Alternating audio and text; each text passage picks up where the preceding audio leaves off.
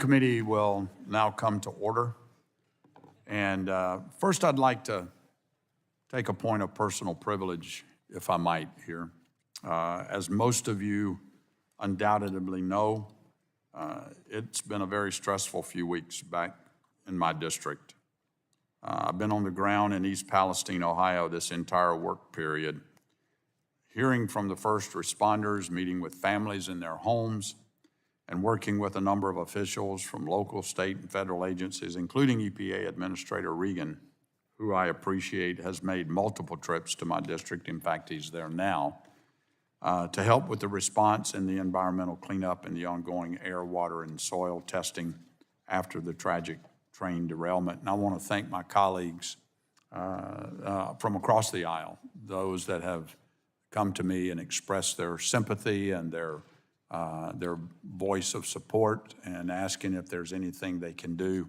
I appreciate the attitude with which you've embraced this disaster in my district. But I would like to request that my colleagues please refrain from using this evolving tragedy in our community, which is still being investigated on all fronts, to gain a political advantage in our debate today. This tragedy is far from over, and there will be a time and a place for a much-needed deep discussion on the incident, what caused it, the response, and the environmental cleanup that's resulting.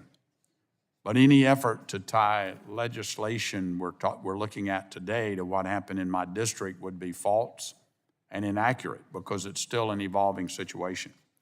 And it would be insulting to the people in rural eastern Ohio who are losing their businesses and who are still fearful to return to their homes.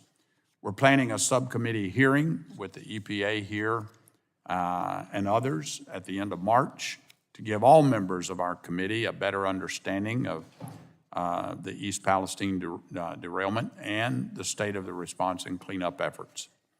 Even though we still have many questions, I am encouraged by the collaborative work of the Ohio EPA and the US EPA in our goal to reassure the people of East Palestine that this disaster will be cleaned up and that we will make sure those responsible are held accountable.